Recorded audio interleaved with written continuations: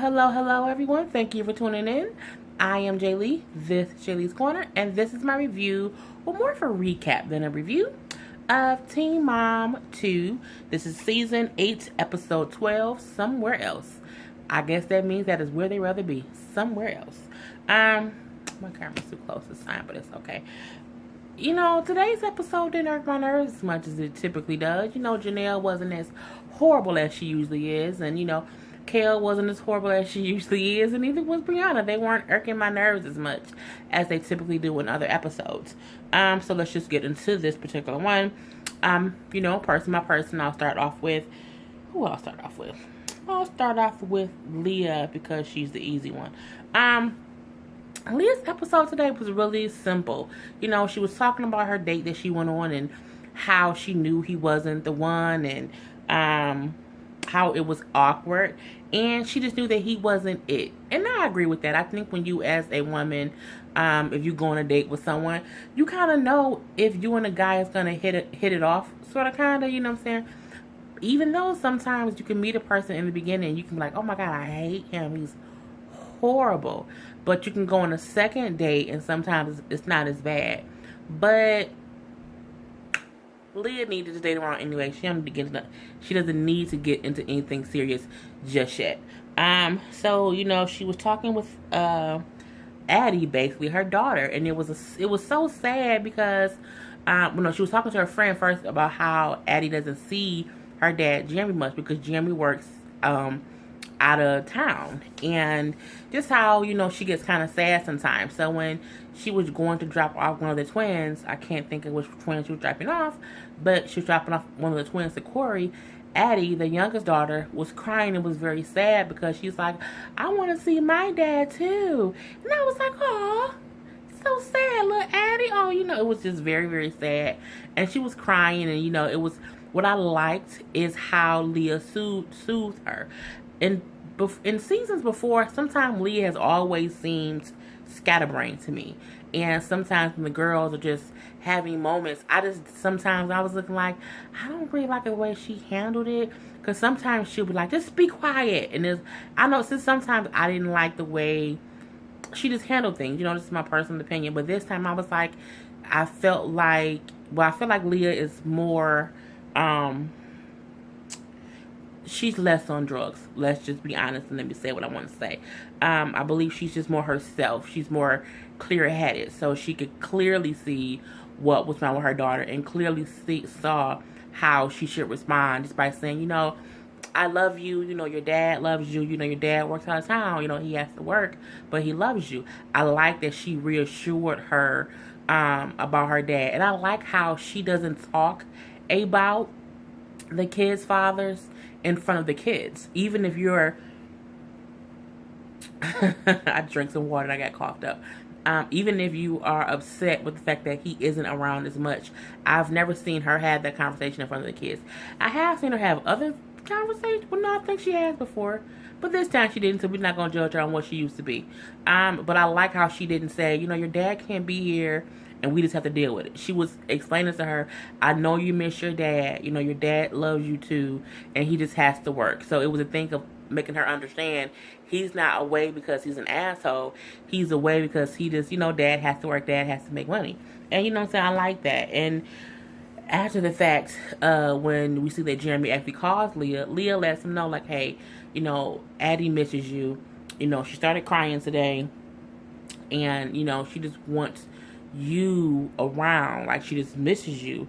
And his response was good too, with him saying, I totally get it. I know she sees the girls going with Corey, so she wants to come with me, but it's kind of hard just because I have to work and I don't live there. What he then said, and she said, yeah, that's true, we get it, you have to work. I like how she didn't say, well, you should do whatever anyway. Even though she did say to him, we get that you can't be here all the time. We know you do it for work, and, that's cool. However, just as long as you see her whenever you are able to see her, meaning whenever you don't work, that's when you need to make sure that you're seeing her. And she didn't imply that he doesn't do it, But she just kind of reiterated it to make sure that he was aware that that's what he needs to do. So that was cool. So then Jeremy did bring up how his mom and his cousins were like taking a family trip to Myrtle Beach, and they wanted to take Addie with them, and that he would surprise her there at Myrtle Beach because he didn't have to work that weekend. And Leah was like, okay, cool. And I'm looking like, see how you see how you can co-parent. You can just say, hey, I want my family to take her here. And, it's not a whole thing of when you're going or what, it's not a whole big thing about it. You can tell that they have grown in their co-parenting relationship, and they're not arguing. Before, she would argue with Corey, she would argue with Jeremy, and they would argue back with her. Sometimes it was a lot of back and forth. It was a lot of just moments that weren't so positive for the kids. So it's cool to see that that's no longer an issue currently. We don't know if they're going to be arguing later. They can, by all means, start yelling and fussing and fighting later, but it's good to see that they, her and both her ex-husbands are putting their personal shit to the side, and they're doing what's right for their girls. And so we do see that Jeremy then has a scene, and we see that he actually lives, I think it was either Pennsylvania or Pittsburgh. Is Pittsburgh in Pennsylvania? I can't think right now. Please don't judge me, people. But I think he said Pittsburgh. I think he said Pittsburgh because I thought to myself, well, dang, what state is Pittsburgh in? Because I couldn't think of what it was. So maybe it is Pennsylvania. I don't know. But, whatever. But I know all 50 states. Sometimes I don't know what city a state is in. No, what state is it? Damn it. I don't know what city a state is in. I'm having a brain fart right now. But anywho, Jeremy he has his own scene, in his home, in his hometown, in the state he lives, and with his friend, and they're having dinner or drinks or whatever. And, he's saying, he know how hard it is for Addie, being away, and how hard it is for him as well.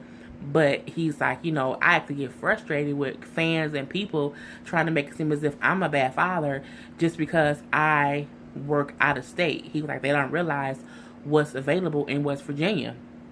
And I guess I think sometimes people who are from a different state don't get that it might not be good opportunities in the state you live. So sometimes, you might have to move away to make things better. But I think even when she met him, I think he's always worked like not in the same city. I think he's always traveled for work, and came back and forth, and that's probably a reason why they got divorced, because it was so much time of them being away. Well, plus they just kind of wasn't meant to be together.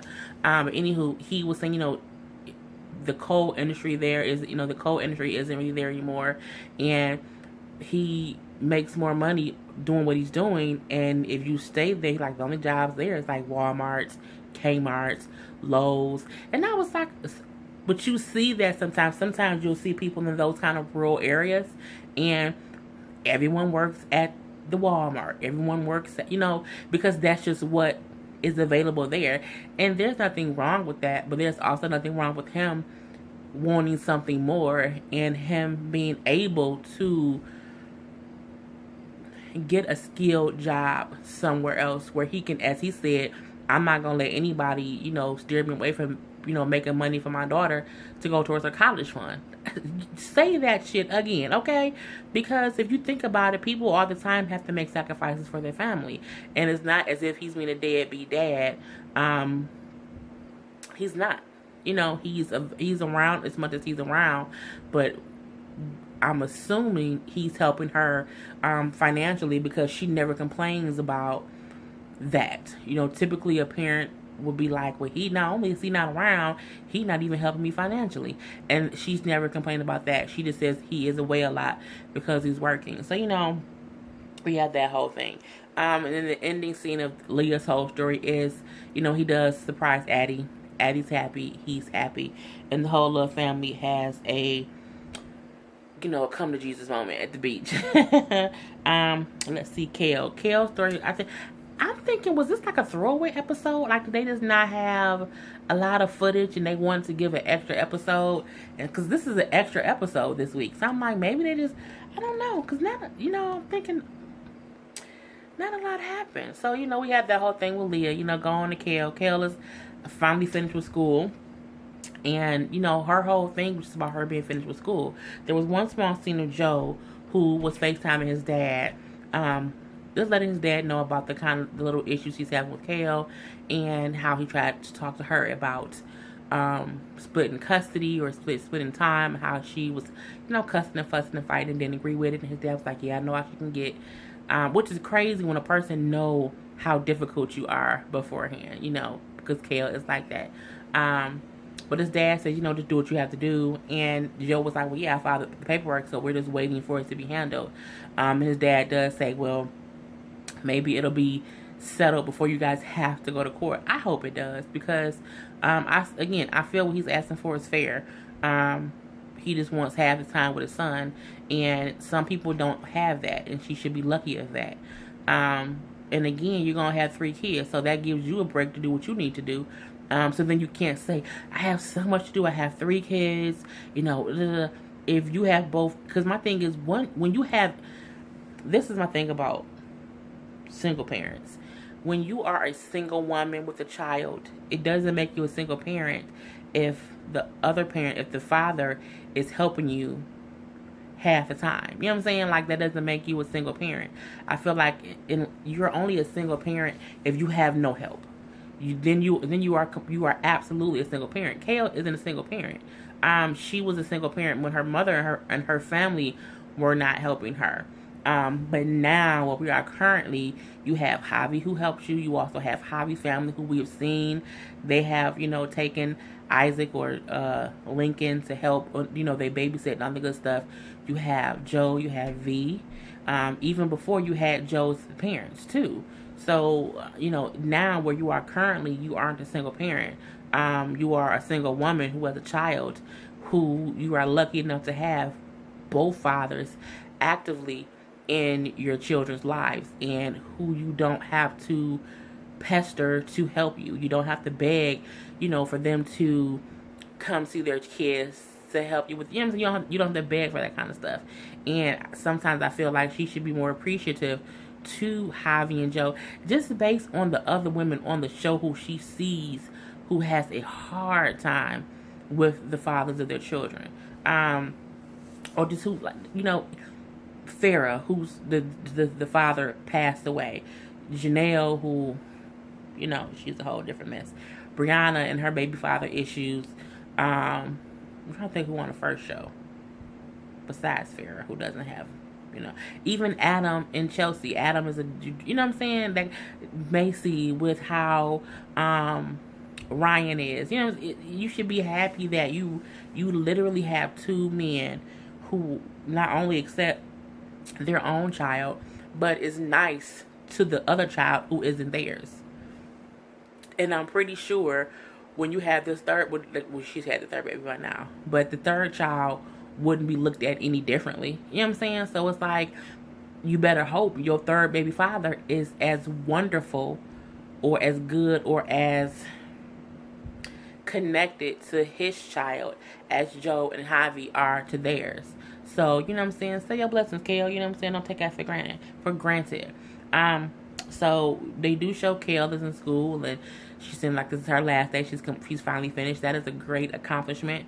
To have been a teen mom and married and divorced and pregnant with a third child, and you graduated college. Bravo. She does need to be, not appreciated.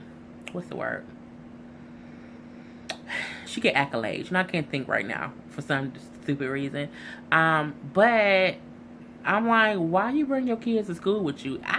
If I was in that class, I would be a little aggravated. I know they showed her take Isaac and Lincoln to class last time, and they were very loud. They were very disruptive. And my thing is, I don't want to pay to go to school and people bring their kids. I don't. I just, not even to be funny, like, I don't want people to think, oh, well, you don't get it because you don't have children. Well, no, but I have, plenty of children in my life that when their parent had to go to school, they had to get a babysitter. Just because you can't be in school focused with a baby in your lap. And, with Lincoln and I can't think it was Isaac there. I'm just like, it's a little bit of a distraction, but it's fine. Um, the teacher did say, hey, since we have Kale here and she's a TV star, I thought maybe one of you guys would want to pitch an idea talking to the other people in the class. And they were like, we're not giving away no ideas for free. Me personally, I would have said my idea solely because then it's on national camera or national TV that it was your idea. So no one else can say that they took it. If my teacher gave me the option to, toss out an idea on national TV, I would have first, yes, I absolutely will. And before I pitched it, I would have just got it copywritten or went to, I would have got it protected so that no one can say it was their idea before it was mine. But they was like, we're not giving away no ideas for free. And, it was her riding home. She called her friend. When she FaceTimed her friend while she was driving. That made me mad too. Why are you driving and FaceTime with your kids in the car? That's not safe. If you can't text and drive, you shouldn't FaceTime and drive. I'm fine with people calling someone, putting the phone down and having a conversation because that's, normal or whatever. But you shouldn't be driving and holding the phone up to your face and looking at the road and looking at the phone. Girl, yeah, da, da, da, da. I don't think that's safe. But her sons are proud of her. That is always a wonderful thing to see when your children see the hard work that you put in and that you actually did something. And then she said, well, you have to get a grown-up job now. So that's going to be the next phase of the craziness. Is going to be if she's going to try to leave or move to get a job because she's now done with college. So, yeah. The next one, Chelsea. Chelsea's again was very simple this time too. It was basically her talking about her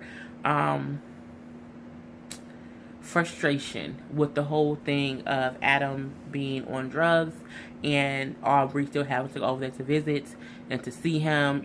She felt like if he's only going to be over there asleep and he's possibly doing drugs, I feel like Aubrey shouldn't have to go over there. She should not have to spend time with him. I feel like she should be spending time with Cole. I feel differently. And I feel differently because you can't keep her away from her father based on allegations of things. I feel like if he has a real problem, if he has a drug problem, then yes, she should not be around him. But if for whatever reason the courts see that it's okay for her to be at her grandparents' house and her father come visits her, I don't see an issue with that. And I don't think that you should take her out of that family dynamic because that's still the other side of her family. Unless his parents are also a danger to her in some kind of way, I don't see a reason from trying to take that away from her so that she's spending more time with you and Cole. She's with y'all all the time. It's not like, the day or two or however long she is over there visiting Adam's family, which we know it can only be like for the weekends, because we know that they don't take her back and forth to school because Chelsea does. So I just don't think, I get that she's upset, she's protective over her daughter, I completely get that, but my thing is, we know she's okay, because if she wasn't, we know that you and your father wouldn't stand for it. Y'all would not let her go over to her other grandparents' house if she was in any kind of danger. She's young enough to where she still wants to see her father when she can see her father, and when she gets older, she'll realize that dad had a problem, and at that point it'll be up to her if she wants to go around him. But I think you just shouldn't say, I just wish she didn't have to go over there, that she can spend time with Cole. I think that can come off a little bit selfish, just a little bit. I don't think she's wrong for thinking that. She has every right to think that with him doing drugs supposedly. But the key thing about it is Aubrey isn't going to Adam's house alone. She's being taken to her grandparents' house where her father can come over and visit her. I think that's fine because she's still spending time with the other side of the family. And, as far as anyone knows, she's safe. Now, I do agree with her because her and Cole had a conversation, later on where he was saying, I think she was saying I think I want to go to court or talk to my lawyers about making sure that it's in writing that Aubrey can only be at her grandparents' house, that he can't take her anywhere because they were.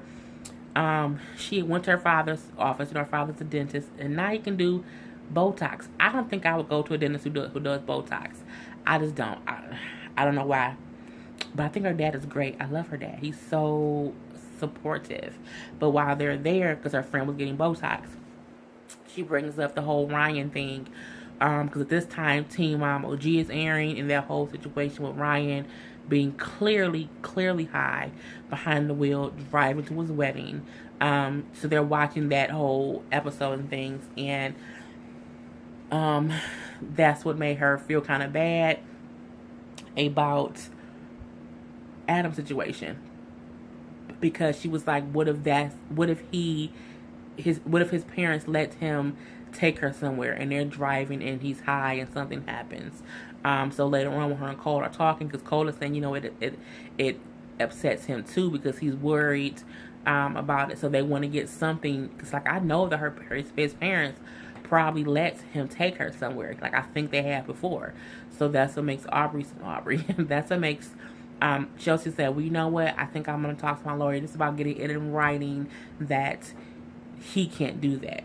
And, I think Chelsea's taking the proper precautions to protect Aubrey and not alienate her from the other side of the family. I think she's doing everything in her power to not have to do that. I do feel like if Adam does anything crazy, or if they feel like Aubrey's in any kind of harm, they 100% should keep her away from there. But I don't think you should do that based on being scared from Ryan's situation. Because we don't know what's going on with Ryan versus what's going on with Adam. It's two completely different situations that might not have anything to do with each other, because we don't know what kind of drugs Adam is actually doing. I think Ryan has since now went to rehab, and Ryan was just spiraling, honestly. But again, that was her whole thing with Chelsea. And Brianna.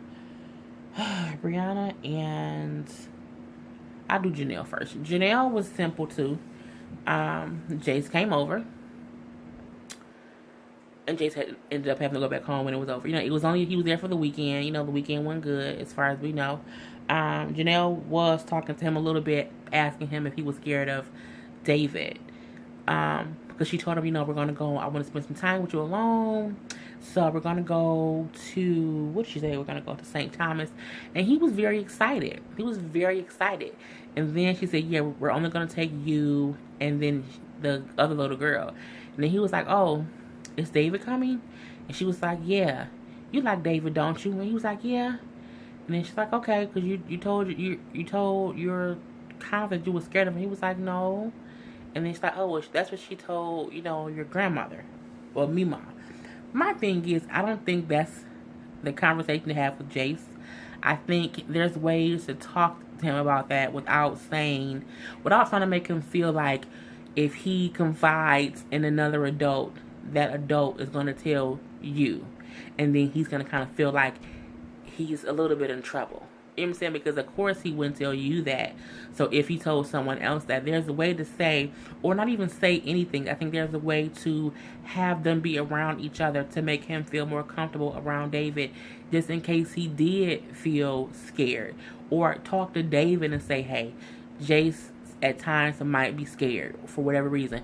We've seen how angry David can get, so I'm pretty sure Jace has probably seen him and Janelle arguing, and in that moment he was scared of David. I'm not an idiot, but we know Janelle sometimes is, and that's probably what Jace meant when he said I was scared, which we can understand because he's a kid. So I just felt like she could have handled that differently without making him feel like he told another adult something and they went back and told his mom, and now he feel like he might not be able to talk to that same person again about something else he might be scared of. What else did they talk about? But it's not even that. I'm like, Janelle, you keep saying how you want to spend time alone with him, but how are you going to spend time alone with him if you bring it to other people? I felt like Janelle and Jace should go at the same time. Because I feel like Janelle needs to do what she said she's going to do, and that's spend some one-on-one time with Jace. And that means David can't be around. Tell David to go somewhere. Or again, you and Jace go somewhere and David shouldn't be there. And by that, I don't mean, you and Jace is in the living room and David's in the bedroom. Or you and Jace is in the kitchen and David's in the backyard. I think you need to spend some honest, alone time with your son if you are really wanting to rebuild the relationship with him. And, when she was talking with David a little bit later, saying, how she wants to get this one-on-one time to rebuild that relationship, David had the audacity to say, well, yeah, because it's not your fault, that you and him don't have the relationship. Well, whose fault is it, David? David is the kind of person who needs to shut the fuck up solely because he keeps making it seem as if Janelle had nothing to do with the fact that Barbara has custody of Jace. The reason that Jace and Janelle don't have a good relationship is because Janelle wasn't a mother to him when he was growing up. She wasn't. Janelle didn't start getting responsible, honestly, until she got with David. And I don't mean to say that in a way to say that David helped her. I just think that's just when it happened. But we all know that David is just as much of an asshole as anybody else is. So I don't think he helped her be better. I just think it took her that long to get a little bit of sense into her head. But it gets on my goddamn nerves when he says stuff like, it's not your fault. Your mother is an asshole. Your mother's a bitch and she's the worst person. And it isn't your fault that you and your son don't have a relationship. Yes, it is. Because the simple fact that you and your mom don't get along is really because you just don't like your mother. And every guy you've been with has also not liked your mother. Because my thing is, there's no way in hell that a man could see how you talk to your mother and tell you that's not wrong. What man wants his woman to have a volatile, hostile relationship with her mother when that mother has custody of that woman's child? Why wouldn't that man that you with want you to have a good relationship with your mother so that there's never any issue with you seeing your child? But every man you've been with has helped you and your mother's relationship deteriorate a little bit more and more and more. So that's the reason. You know what I'm saying? And I'm not saying Barbara isn't at fault in any kind of way. But my thing is, Barbara got custody of her grandson when her daughter was an absentee mother. Janelle was trying to be hanging out in them streets. She was getting high. She was on drugs. She did all that stuff until recently. When she got with David is when she stopped doing all that stuff. And it's basically because she got pregnant with Kaiser again and she kept getting in trouble. And because she kept getting in trouble, she kept having to take drug tests and be on probation so she couldn't do drugs anymore. That's the simple reason why she got clean. And it just irks my nerve when David makes it seem like it's all Barb's fault and Janelle is just this innocent bystander who was a victim. Janelle not no goddamn victim. She's a culprit. Okay? Sorry about that. But Jace is there. It's all fine and dandy. It's time for Jace to go back, and Barbara. So they show Barbara at the meeting place, and she's like, "What time is it?" She's not here on time. It's contempt of court. I'm looking like, damn, Barbara. But again, her and Janelle, they don't get along, and when she pulls up like right on time, or maybe a little bit late, and Barbara didn't make a big issue about it. And then they start discussing, I guess Jason is about to be on break from school. And Janelle is like, well, I get him Friday when we get out. And then Barbara's like, well, no, because I get him every other weekend. So you wouldn't get him till Monday. And they kind of went back and forth. And Janelle like, well, my lawyer said I would get him on Friday. So call your lawyer to figure it out because, you know what I'm saying, that's what it says. And that's the law. And I'm like, it ain't, y'all should let that stuff go to y'all lawyers because Janelle saying Friday, Barb saying Monday, and I believe if you get him after when he's on break, I get that too. But if Barbara gets every other weekend, it's her weekend, and then you have him for the rest of his vacation. I don't, but that's just I ain't the lawyer, so Barbara's gonna call her lawyer too. And now it's the end of that. Jace did say he had fun over there though, so that's good. Last but not least, Brianna. Brianna's stuff was just as simple as everybody else's was. The beginning was her talking about how she was going to file for child support for Nova with her first baby dad, Devon, and how she has to get his social number. They have to determine paternity and all this stuff. And so she texts him and asks him for his social. And he says he's going to be coming over like later or tomorrow or whatever.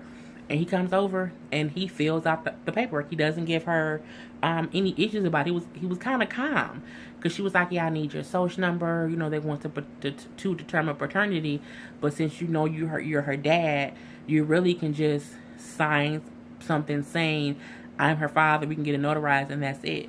And then he was like, you know, okay, you know, to do whatever you need to do. And I'm like, he was so calm about it. He wasn't even upset or anything about it. And, you know, even she was saying how she was surprised that he did not give her any kind of issue. He didn't hassle her. And her sister was like, well, it's been 6 years. So I'm like, well, I guess that is true. And, you know, she's saying how she feels Louis is shaky and how he might just be another deadbeat Devon. And how he said he might go to truck driving school, he might not go. And how he's back and forth and he's iffy. And so we like whatever. They then show her, she's at a doctor's appointment, and it's her friend, and Lewis is also there. And she's basically saying, well, I don't know how I'm going to balance having 2 kids, having to go back to work, having to pay for daycare. And the friend is like, well, that's what Lewis is for. You know, you can lean on him for some help, you know, and that's fine. And the friend ends up talking to him and just lets him know. And Brianna had walked off at that point. And just tells him, hey, you know, I see y'all are just weird, and, you know, I think what she wants is for you to just help her more. Even if you can't be there physically, if you can just help her. If you know that she needs diapers and you know the baby was going to need diapers, don't wait for her to say, hey, I need diapers. Kind of be proactive. And if you are going to be gone away at school, you know, that's a way for you to help her. And then he's like, you know, I'm under stress too. I put so much stuff on my shoulders that I'm just kind of going crazy as well. And I guess it's hard for both of them, you know, him and her, because they both are going to have 2 kids. She just is the mom who's going to have them in the house, and he's like, well, how am I going to take care of another baby with, you know, what I have going on now? So is that whole thing. The end of it is just her and the friend is now in the car, and she's saying, you know, I just feel like, you know, Lewis is going to be another Devon, and, you know, he isn't helping me while I'm pregnant now, so he's probably not going to help me later, and that's going to piss me off. You know, oh my God, another Devon. But I'm like, but you picked both of them. You picked them both. So, you know, at this point, you know, I'm going to end this right here. Brianna needs to have the baby and see what he's going to do before she tells him what he's not going to do. Because sometimes by telling a man what you're not going to do makes him not do it. Because you doubted him enough that he kind of wants to prove you right. And he feels like, well, sure, you think I ain't shit, so I might as well not be shit. So I just feel like she should just say, this is what I need from you when the baby's born. You have to do, you know, this is what I expect from you.